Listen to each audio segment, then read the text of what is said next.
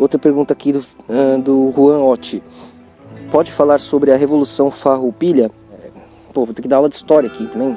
Uma guerra dos farrapos é a guerra que a gente, a maior guerra, né, que a gente teve no Brasil. Mas foi porque sempre envolve judeus, né? Mas como foi antes da Segunda e da Primeira Guerra, a expressão deles não era tão nítida, tão óbvia e tão registrada na história, né? A não ser no Talmud deles, como depois da Primeira Guerra e Segunda, né? Onde eles ficaram já registrados. Então, o que é contado, repassado e é verdade, mas sem mencionar a disputa judaica da coisa, é porque o sul aqui, né, era a reprodução, onde mais fazia quase tudo que era produzido era aqui no sul, né? Então, na região ali mais para cima, onde hoje é muita coisa também de agricultura é feita, porque o governo jogou um monte de mineral lá no solo, né? Aí deixou a terra fértil. Então a gente tem no centro-oeste ali, mesmo sudeste, centro-oeste, muita agricultura, né? A gente tem terras férteis lá agora. Mas ali era mais Minas Gerais, eram minas, né? Exploração de minérios, né? E para manter essa exploração de minérios, né, de tanto escravo, tanta gente ali, o sul abastecia, né, mandando aquelas carnes secas com sal e um monte de coisa, né, daqui. Mas era mais carne o problema. Mas o que acontece?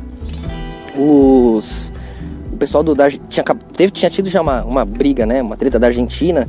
E o pessoal da Argentina, do Uruguai, que também era do Brasil, né, já tinha tido uma guerra, tinha perdido, né, perderam o teco ali, né. Ficou no ar essa sensação, opa, se a gente brigar, eles soltam, né. Então já ficou no ar essa sensação de independência. E tinha muitos alemães unidos ali, né, com contraste cultural diversificado, né, ali também dos portugueses e dos espanhóis.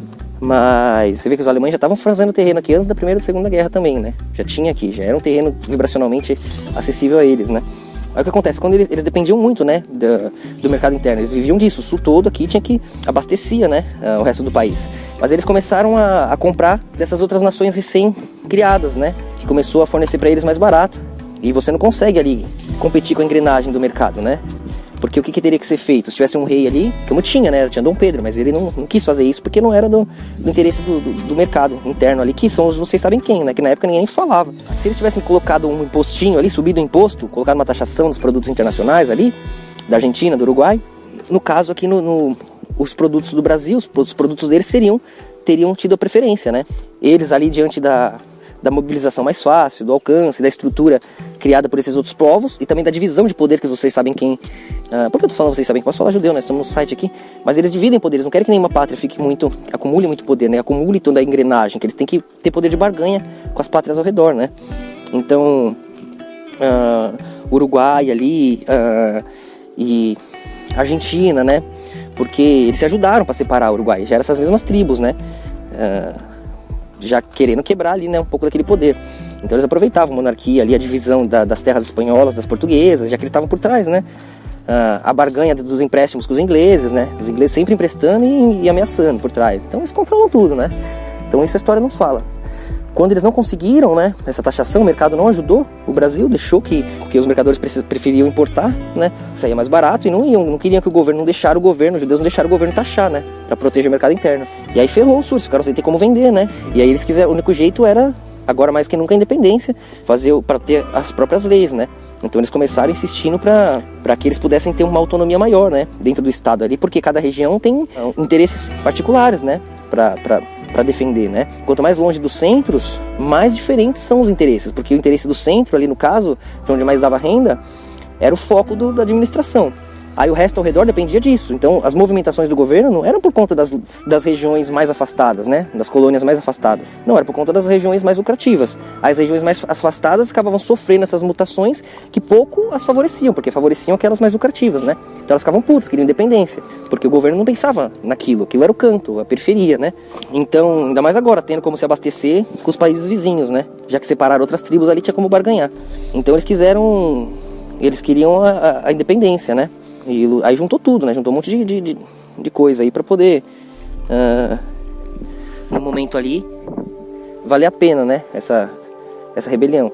E aí entra de novo o Duque de Caxias, né? Que no caso ficou contra pai, tio, família, um monte que tava lá dos rebeldes, né? Querendo separar. E foi meio que traidor, assim, pra eles na época, né?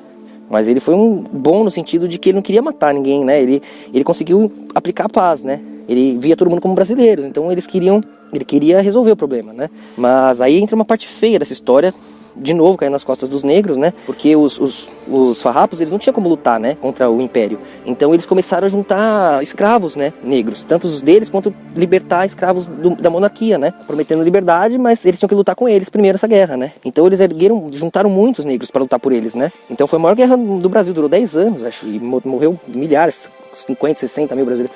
E aí eles lutando ali, quando eles viram que não dava mais para vencer, né? Que a monarquia esmagou eles ali, eles foram e negociaram, né?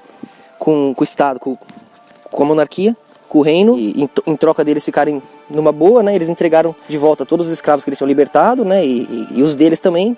E aí eles fizeram uma emboscada, né? Contra aquele exército de negros, né? Aliás, a eles ali, sem os negros saberem nada, chegaram lá com todo mundo, pegaram, prenderam, mataram, levaram, traíram, né? Os negros, o exército que eles tinham prometido a liberdade, né? Que lutaram por eles ali, eles entregaram em troca da própria liberdade, né? Então você vê sempre a injustiça contra os negros ali, porque vocês sabem quem que tá lá governando, controlando, né? O governo. E aí... Mas enfim, depois do que Caxias foi até senador, acho, no Sul, até perdoaram ele lá, né? Ele teve até foi influente, né? Mas até porque ele teve envolvido nas maiores guerras ali, né? A do Paraguai, a da Platina lá, né? Que era da Argentina, do Rio. As brigas para separar as margens, né? Porque aí você põe marqueses, né? Marquês vem daí, né? De marcar, né?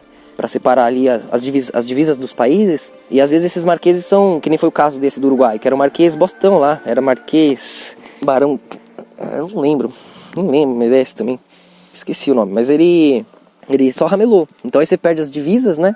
A galera vai invadindo, começa a se rebelar, aí você perde o controle, quando chega ali e ajuda já era, né? Nem vale a pena mais. Acho que é isso, né? Também o grande problema mesmo é essa divisão de terra, são as tribos ali se posicionando, né? Não deixando o poder se acumular na mão de nenhum rei, para que eles fiquem com o domínio, né? Então são as entrelinhas da história para chegar até aqui, né? O domínio global que eles estão. A questão é que também essa revolução deixou marca até hoje, né? O Sul é muito separatista por conta disso, né? Rio Grande do Sul, Santa Catarina, até hoje eles não gostam muito, não aceitam muito o padrão. Injusto mesmo, né? Nunca foi nacionalista, nunca colocou o Brasil como uma engrenagem focada em ser autossuficiente, uma engrenagem que se autoabasteça, sendo que é possível. Não, o Brasil é sugado para abastecer o mundo inteiro e o que sobra fica aqui. E olha lá.